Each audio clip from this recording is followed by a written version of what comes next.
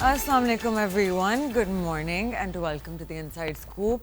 आज का शो हम शुरू करेंगे with an update on crude oil. Crude oil एक ऐसा इंटरनेशनल कमोडिटी है जिसकी वजह से दुनिया का कोई मुल्क ऐसा नहीं है जो मुतासिर ना हो। सो क्रूड ऑयल एसेंशली हर चीज़ में यूज़ होता है, right? In the 21st century गाड़ियों के फ्यूल से लेके कॉस्मेटिक्स, पेपर, फर्टिलाइजर, बहुत सारे यूसेस हैं because that's where energy comes from, right? Crude oil is burnt to then, operate different kinds of machinery. कल रात क्रूड ऑयल की प्राइस $56 से शूट अप कर गई, hitting $63 as you can see in the chart next to me. अब this is not alarming for the reason कि actually पहले ही because of over production and low demand crude oil prices increase हो गई थी। Usually crude oil की prices geopolitical tension की वजह से, जैसे कि यूक्रेन रशिया की जो वॉर है, पैलेस्टाइन इसराइल का जो कॉन्फ्लिक्ट है, उन सब चीज़ों की वजह से क्रूड ऑयल की प्राइस में डिफरेंस आता है because demand supply globally is threatened.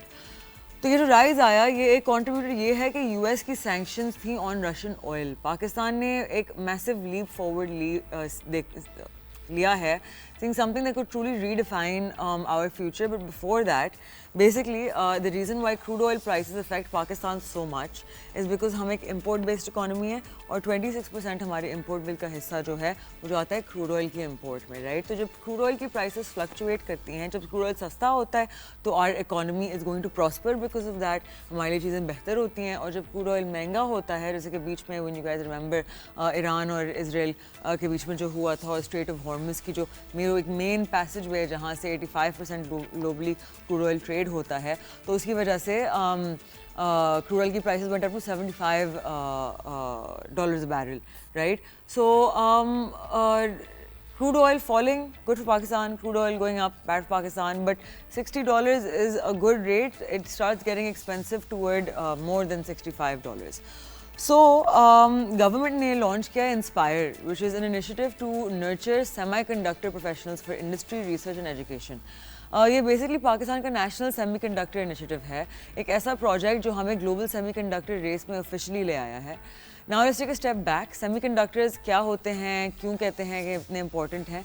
In simple terms, semiconductors are the tiny chips that power almost everything. आपके स्मार्टफोन से लेके गाड़ी से लेके satellites, AI systems, global semiconductor industry आज उसकी जो वर्थ है ओवर $600 बिलियन और एक्सपेक्टेशन है कि वो $1 ट्रिलियन क्रॉस कर जाएगी बाय 2030।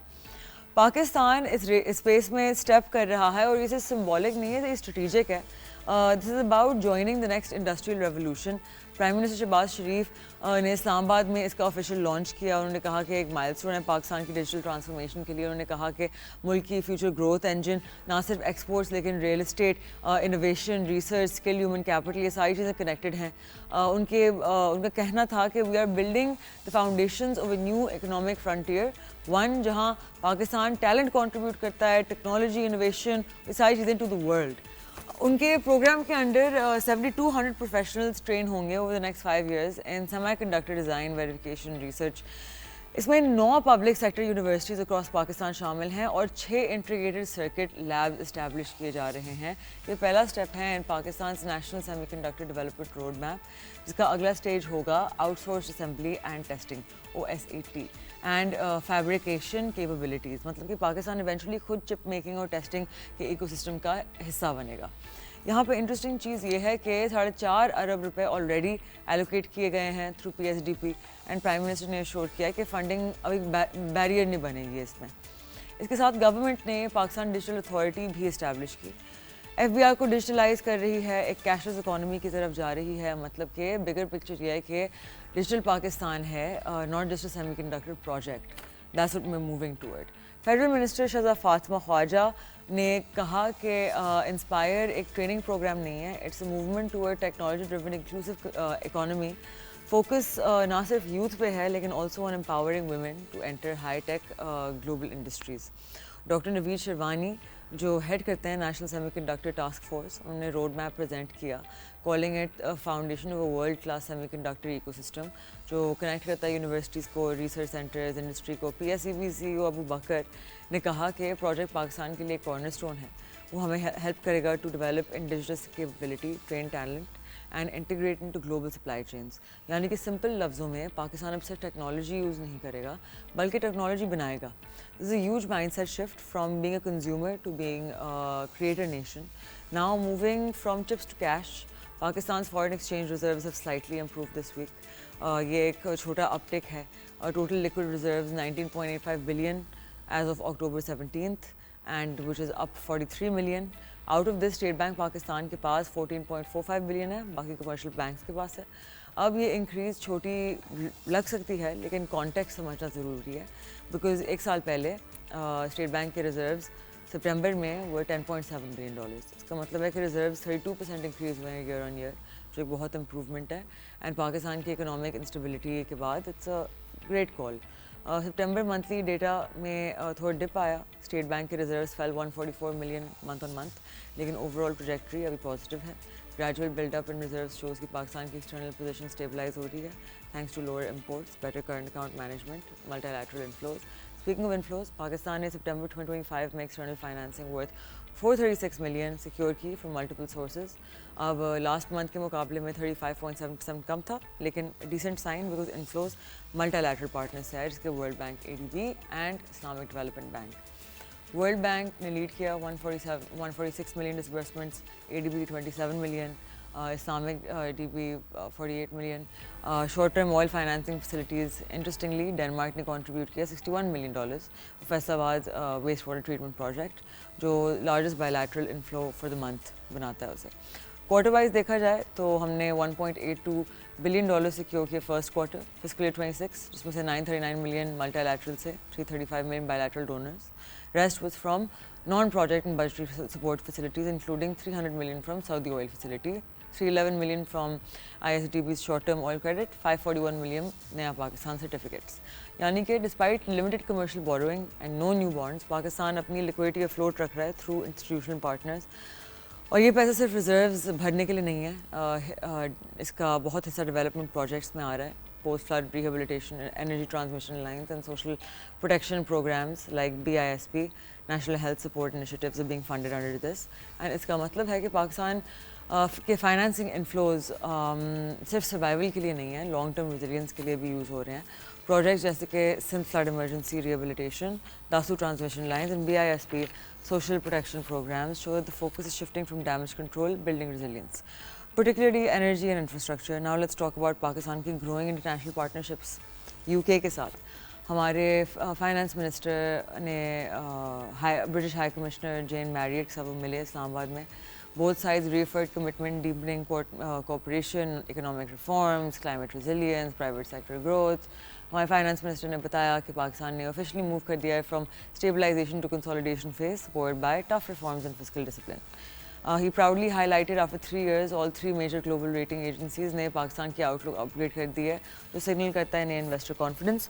उन्होंने recent IMF staff level agreement में ये दिया एज प्रूफ कि पाकिस्तान की economic direction global validation earn कर रही है. Marriott on the other hand praise Pakistan for achieving primary surplus after 14 years. इसका मतलब है कि government revenue exceeded non interest expenditures, which is a major fiscal achievement. She noted कि पाकिस्तान का business confidence Karachi में इम्प्रूव हो रहा है, जो एक क्लियर साइन है मार्केट ऑप्टिमिज्म का. दोनों साइड ने स्ट्रेस किया tax reform, digitalization, public financial management strengthen करना ज़रूरी है. UK ने ये भी एक्सप्रेस किया they have interest in technical assistance in the climate finance and IT projects. Key development here is that tax policy functions have been moved out of FBR. Instead of operate under FBR, अब ये system ज़्यादा transparent और industry focus बनेगा, जिससे compliance और trust दोनों बढ़ेंगे. Aurangzeb also spoke about using AI-based monitoring to curb tax evasion and introduced integrity-based peer review mechanisms to restore public trust in tax administration. नया डायरेक्शन अलाइन करता है with government का long term vision, macro economic stability leading to investment and export driven growth model. So अगर हम सारे dots को connect करते हैं, पाकिस्तान की entry into semiconductors, stable reserve, discipline borrowing, renewed global partnerships, एक क्लियर पैटर्न नज़र आता है. मुल्क ग्रेजुअली ट्रांजिशन कर रहा है from reactive survival economics to strategic growth economics. Inspire isn't just about chips, it's symbolic of a new Pakistan trying to design its own future. Reserves growth and disciplined financing show कि हम सीख रहे हैं within our means, and partnerships with the countries like UK demonstrate Pakistan is once again being taken into a taken seriously on the economic stage. यानी कि हमारी economy अब identity evolve कर रही है from dependency to design, from borrowing to building, from importing to creating technology. अगर ये सारी चीज़ sustain करते हैं और हम सही से अपने आप को position करते हैं, we can join the industrial transformation tech age, something we've been waiting for since the early 2000s. और अगर इंस्पायर जैसे प्रोजेक्ट्स प्रॉमिस डिलीवर कर रहे हैं तो नेक्स्ट टाइम जब आप स्मार्टफोन खोलेंगे या इलेक्ट्रिक कार स्टार्ट करेंगे तो चांस कि one of the chips might be actually design in Pakistan, which would be a lovely thing to see. So don't go anywhere. When we come back, we're going to have the CEO of Chase Securities, Mr. Ali Nawaz, with us. So stay with us. We'll be right back after a very short break.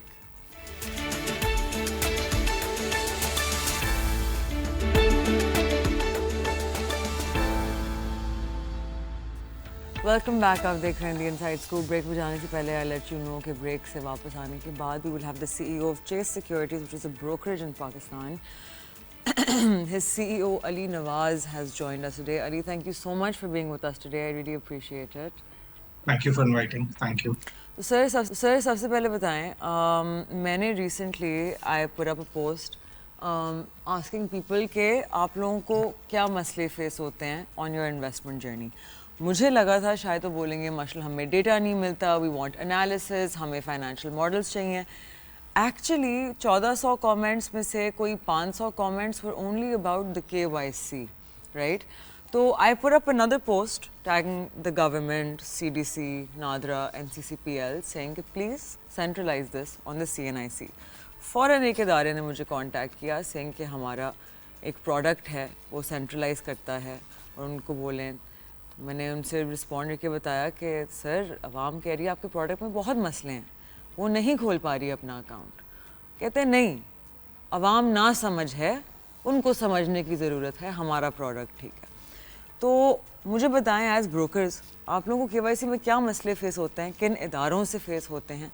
Because our show is to raise awareness, and अगर कोई भी चीज़ highlight हो सकती है आप लोगों का काम आसान हो सकता है और इन्वेस्टर्स की एंट्री आसान हो सकती है. There is nothing else that is our priority. So what is your experience with जब आप लोग KYC करा रहे होते हैं अपने क्लाइंट्स की?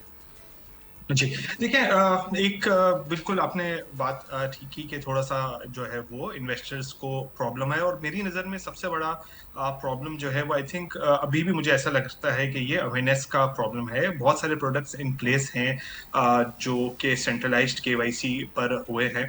हाउएवर जब भी कोई पोर्टल पर अकाउंट ओपनिंग करने जाता है, एक तो वो सहूलत अकाउंट में जब हम फॉर एग्जांपल एक प्रोडक्ट है सहूलत अकाउंट जिसमें कोई KYC की जरूरत नहीं होती, 10 लाख रुपए तक की आप इन्वेस्टमेंट कर सकते हैं और उसमें आप सिंपल 4-5 चीजें प्रोवाइड करते हैं तो आपको वो आपका अकाउंट खुल जाता है. अब उसमें बेसिकली शायद कोई आज 1 लाख रुपए भी इन्वेस्टमेंट करने आता है तो उसको शायद ये लगता है कि कल को 10 लाख रुपए उसके लिए कोई एक रिस्ट्रिक्शन हो जाएगी, और जब उसको 10 लाख रुपए से अकाउंट जो है वो बड़ा करना होगा तो शायद उसको वो अलाउ नहीं किया जाएगा, या उसको एक और रिगरस प्रोसेस से गुजरकर ये सारी चीजें करनी होगी. तभी वो शायद थोड़ा सा शाई होता है कि पता नहीं कौन सा किस तरीके का अकाउंट है जो कि ये कोई लिमिटेशंस वाला अकाउंट है, जिसमें हम ये एजुकेट करने की कोशिश करते हैं कि नहीं, इसमें ऐसा कोई प्रॉब्लम नहीं है और आप जो है वो बिल्कुल स्मूथ जो है वो ट्रांजिशन हो सकता है टू अ बिगर अकाउंट जिसमें आपको सिर्फ KYC के डॉक्यूमेंट्स प्रोवाइड करने होते हैं. तो आई थिंक ये प्रोडक्ट्स अब ये जो डिफरेंट इदारों ने SECP, CDC, PSX, national clearing brokers, इन सब ने इन अकाउंट ओपनिंग प्रोसेस को आसान बनाने की जर्नी अभी पिछले कुछ सालों से ही शुरू हुई है. शायद मैं अगर इसको क्वांटिफाई कर सकूं तो ये 1-2 साल से ही प्रॉपर अटेंशन के साथ जो है वो इस चीज पर काम हो रहा है,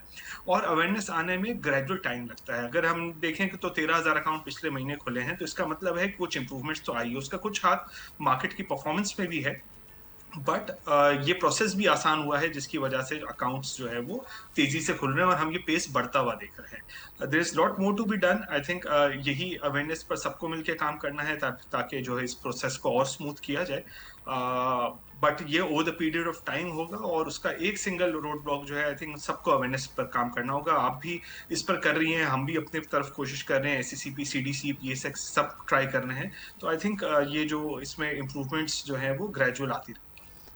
तो आप कह रहे हैं कि 25 करोड़ की आवाम में से 13,000 अकाउंट महीने में खुलना इज़ अ गुड रेट? देखिए, आई थिंक ये अकाउंट अगर आज से 2 साल पहले आप देखें तो ये शायद साल में 13,000 अकाउंट खुलते थे। या नंबर ये कोई इसी रेंज में होगा, 10,000 और 20,000 की रेंज में। आज ये महीने में अकाउंट 13,000 खुल रहे हैं। तो आई थिंक ये जो पेस है ये जो है वो ग्रेजुअली बढ़ेगा। थोड़ा सा मार्केट ने भी परफॉर्म करना स्टार्ट किया है। लोग डिफरेंट एसेट क्लासेस की तरफ जा रहे थे। अब जो है वो ये वाली एसेट क्लासेस 2 साल से परफॉर्म की है, तो एक थोड़ा सा वो भी एक इमेज चेंज हुआ है। और फिर जो ग्रेजुअली इम्प्रूवमेंट्स आ रही हैं, जो चीजें डिजिटल हो रही हैं, तो आई थिंक ये कॉम्बिनेशन के साथ जो है वो आगे चीजें इम्प्रूव होंगी। तो ये नंबर आज 13,000 है, हम होप करते हैं कि ये नंबर हम किसी साल अगले साल ये हम 20,000 होते हुए देखेंगे। तो ये आप as a total percentage of total population तो आप ठीक कह रही हैं कि ये नंबर बहुत कम है, बट जो है वो ये आई थिंक ग्रेजुअली ही जो है वो इम्प्रूव होगा। So recently we saw in the market जो सबसे ज़्यादा ड्रामेटिक चीज़ हुई है, essentially everything that's going on with K Electric, right? तो पहले MOU साइन हुआ with someone from Saudi, फिर लेटर आया from the board कि वो रिकग्नाइज नहीं करते सेल को और ये कोई हक नहीं बनता। फिर नेपरा की तरफ से news I and recently a reply from the CEO of K Electric, right? तो what's happening in K Electric? ये क्या would we classify this as सट्टा? What is going on? What is behind the drama? या क्या motivations हैं? और the major shareholders fighting amongst each other? What and do we see a resolution? Because K Electric का privatize होने का मकसद ही ये था कि उस चीज़ में efficiency आए, लेकिन फिर भी थे transmission cost clearly it no better than when it was publicly owned, right? So थोड़ा आप explain करेंगे कि what happened, because बहुत सारे लोगों की entries were above 8 rupees, right? So they ended up becoming exit liquidity और अब कोई 6 रुपए के करीब वापस वो आ गया, losing 25% of its value from that level. So what's going on over there? देखिए, के इलेक्ट्रिक में अगर एक तो हालिया जो कुछ चीजें हो रही है, लेकिन आप अगर इसको थोड़ा सा पीछे जाके देखें तो ये मसला 10 साल से जो है वो आपका मुल्क का इतना बड़ा एसेट है, इतना स्ट्रैटेजिक एसेट है। और ये मसला, ये प्रॉब्लम जो है वो 10 साल से पहले शंघाई इलेक्ट्रिक ने जो है वो पहले अबराज वाला प्रॉब्लम, फिर अबराज ने शंघाई इलेक्ट्रिक को बेचने की कोशिश की। वो चाइना ने काफी टाइम कोशिश की कि उनको ये जो है वो ट्रांजैक्शन हो जाए, बट वो किसी न किसी वजह से ये ट्रांजैक्शन जो है वो फंसी रही। जब अब उसका कोई एक एंड दिखा कि जिसमें कुछ foreign investors including Saudi Arabia कोई इंटरेस्ट ले रहा था, तब हमने ये देखा कि फिर पहले उनकी ये कंडीशन हमेशा से रही है। जो एक इन्वेस्टर है अल जौमिया, जो करंट भी शेयर होल्डर्स है, उन्होंने कहा कि आप जो पेंडिंग इश्यूज है के इलेक्ट्रिक है, जो कि मल्टी ईयर टैरिफ से के हवाले से है और दूसरी चीजों के हवाले से हैं, वो आप रिजॉल्व करें। वो हमने देखा। फिर जो नए पावर मिनिस्टर आए, उन्होंने जो है वो इसको स्टेप बाय स्टेप रिजॉल्व करना स्टार्ट हुआ। अब ऐसा लग ही रहा था कि जो जितने पेंडिंग प्रॉब्लम्स है वो सारी हो गई है। जो मल्टी ईयर टैरिफ लास्ट आया था उसको जो है वो मैनेजमेंट ने अप्रिशिएट भी किया था कि ये जो है वो एक अच्छा टैरिफ दिया गया है। हाउएवर कुछ चीजें हैं जिस पर हम रिव्यू करेंगे। फिर हमने देखा कि नेपरा ने इस टैरिफ को, मल्टी ईयर टैरिफ को रिवाइज कर दिया, जो कि मैनेजमेंट की एक्सपेक्टेशंस के मुताबिक नहीं था। और उसकी वजह से हमने मैनेजमेंट की एक जो है वो एक रेजिस्टेंस भी देखी, एक ऑब्जेक्शन भी देखा, और वो उन्होंने पब्लिकली कम्युनिकेट किया, जिसकी वजह से शेयर प्राइस में एक मूवमेंट आई। अब देखिए, आपकी बात बिल्कुल ठीक है, ये 8 रुपए गया था और उसके बाद ये हुआ। देखिए, ये थोड़े से कॉम्प्लिकेटेड प्रॉब्लम्स होते हैं, खासतौर पे जो जो जिन चीज़ों में गवर्नमेंट इन्वॉल्व होती हैं। हम जनरली अपने इन्वेस्टर्स को यही रेकमेंड करते हैं कि थोड़ा सा इस रिस्क को अपने जहन में रखें। और ये हमेशा जो है, पहले हम देख रहे थे कि सर्कुलर डेट वाला प्रॉब्लम था, कितनी ईएनपी कंपनीज ने इतना टाइम जो है वो शेयर होल्डर्स की वैल्यू डिस्ट्रॉय की है। अब जब ये प्रॉब्लम सॉल्व हुई तो फिर हमने रनअप देखा। इसी तरह के इलेक्ट्रिक का भी रेगुलेटर्स के साथ बहुत पुराना मामला चल रहा है, चाहे वो share holding of sale of share holding के हवाले से हो या ये मल्टी ईयर टैरिफ के हो। अब लग रहा था प्रॉब्लम सॉल्व हो रही है, बट ये प्रॉब्लम दोबारा हो गई है और अब ये फाइट विद मैनेजमेंट की गवर्नमेंट से चलती रहेगी। आई थिंक इस चीज को जल्दी रिजॉल्व करना चाहिए। इतने शेयर होल्डर्स जो है वो मुंसलिक हैं, फिर अगर वो टैरिफ नहीं मिलेगा तो मैनेजमेंट ने क्लियरली ये भी कम्युनिकेट कर रही है कि उससे हमारी सर्विस डिलीवरी में प्रॉब्लम होगी, तो सारे जो कस्टमर्स हैं वो भी सफर करेंगे।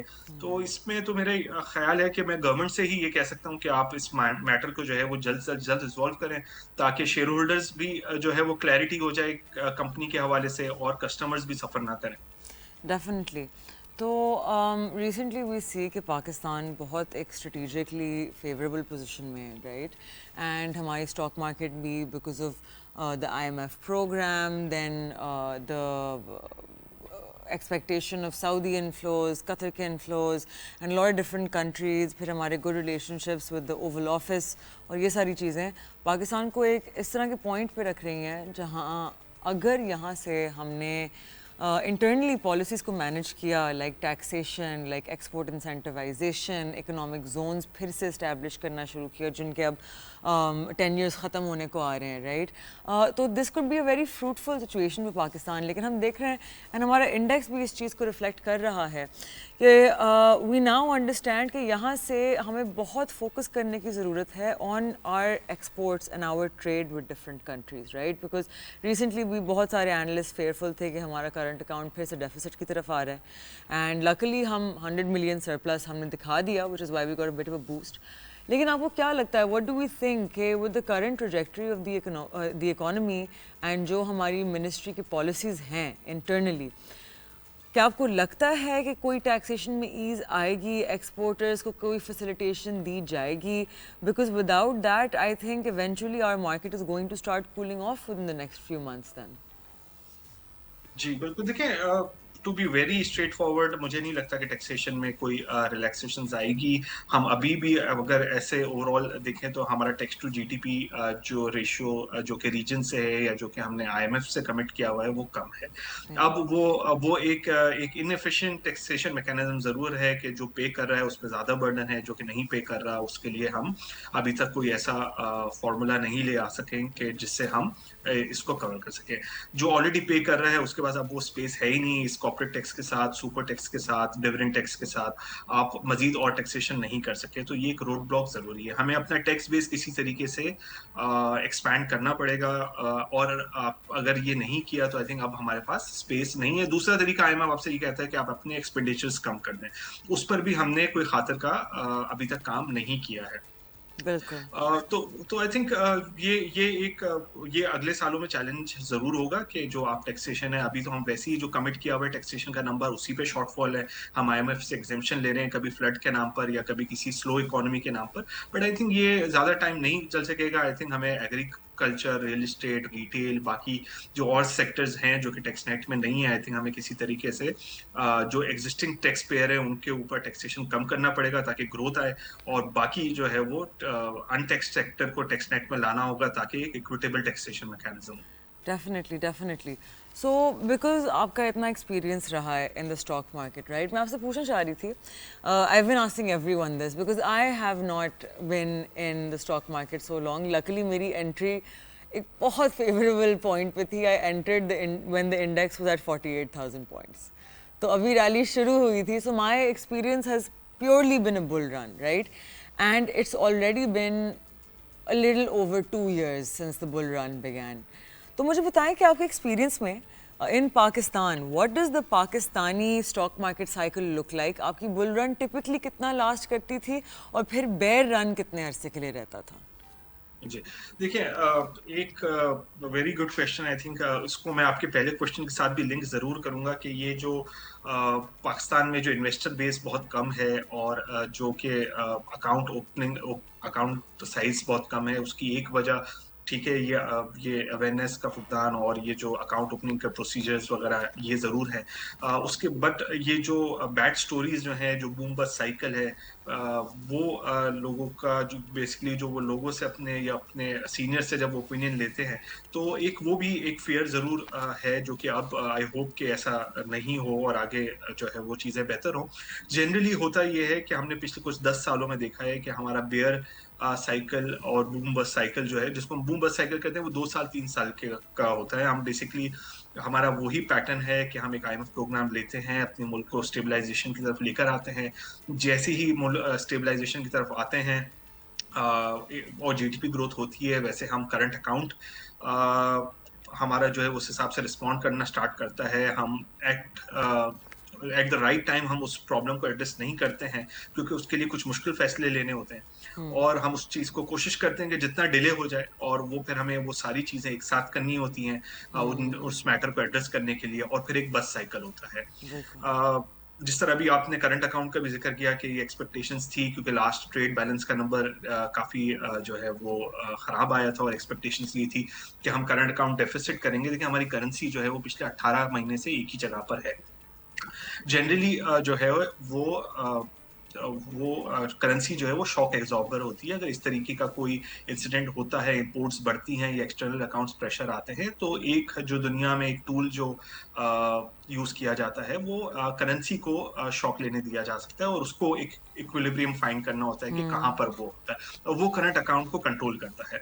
अब अगर इस मैटर को अब हमें ग्रोथ पे जाना है, हम एक्सपेक्ट करें 3-3.5% है, अगर हमें ये 4-5% ग्रोथ अचीव करनी है, तो हमें करंट अकाउंट को भी और फिस्कल अकाउंट्स को भी मैनेज करना होगा, और उसके लिए कभी कुछ मुश्किल फैसले लेने पड़ेंगे। आई थिंक उसको अगर हम बैलेंस करते हुए चलाएं, तो जरूरी नहीं है कि हम 2 साल हमने बूम देखा है और अगले साल या अगले 2 सालों में हम कोई बस्ट हो जाए। अगर हम उसको मैनेज करते हुए चलाएंगे, तो ये इकोनॉमिक स्टेबिलिटी जो है वो हम बहुत आसानी से सस्टेन कर सकते हैं। लवली लवली एंड मुझे किसी ने बताया था कि this has been the longest bull run that we have had, कि यूजुअली 1-2 साल में the index did start cooling off because of whatever external factors, लेकिन टिपिकली पाकिस्तान में 1 year and max 2 years was the 10 year of a bull cycle.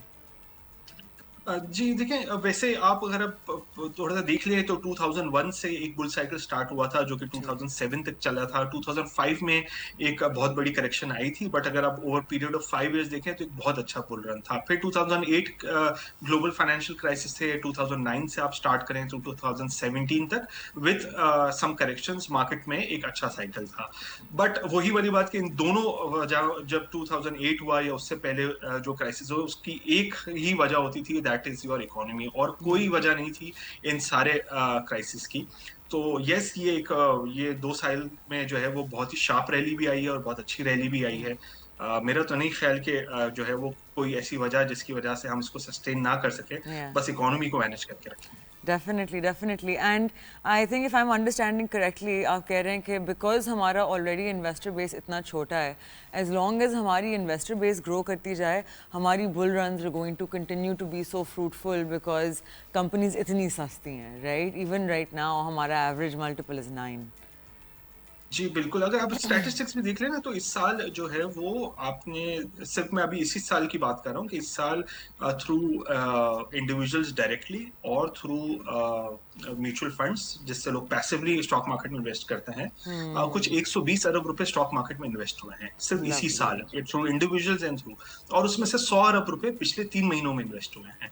तो हम ये pace तो pickup करते हुए देख रहे हैं कि लोगों में, अगर मार्केट में परफॉर्मेंस अच्छी हुई, इकोनॉमी बेहतर हुई, तो लिक्विडिटी तो मार्केट्स की तरफ आ जाएंगी, इसमें कोई बिल्कुल। प्रॉब्लम नहीं। Lovely, lovely. Well, Ali sir, thank you so much for joining us on the show today. I really appreciate it. May this bull run continue.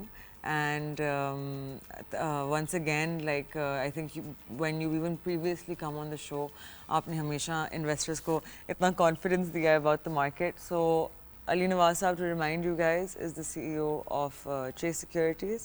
He's been in the market for very long. He's a very big name, और इनके brokerage का भी बहुत नाम है. So do check him out if you're trying to open an account. Hopefully KYC इतनी मुश्किल नहीं होगी. So thank you so much for being with us, sir. And आप लोगों से मिलूंगी now on Monday. I want to remind you guys, take the weekend to research. Right अपनी investments को सिक्योर रखें, सेफ रखें। इसका मतलब ये है कि आप अपने इन्फ्लोज लाएं टूवर्ड रेगुलेटेड मार्केट्स, ठीक है, कम टूवर्ड दोज कंपनीज जिनके लाइसेंसेस हैं, जो SECP के साथ रजिस्टर्ड हैं, जहाँ आपके पैसे सेफ होंगे। If there is an issue with KYC, just start emailing. जिस भी इदारे की तरफ से आपको गो अहेड नहीं मिल रहा, उसकी कस्टमर सर्विस ईमेल पे keep emailing them. The reason I am saying this, it's because जब तक आप लोग ये चीज़ें रजिस्टर नहीं करेंगे, SECP is not going to be able to question these इदारे ऑन इट कि इतना मसला क्यों हो रहा है इन चीज़ में। So you guys have to complain more. आपको ऑफिशियली अपने जो कंप्लेंट्स हैं वो रजिस्टर करनी पड़ेंगी, ताकि फिर आगे से रेलिवेंट इदारे can take this up and make things easier. So I will see you guys on Monday. Till then take care, खुदा हाफिज़।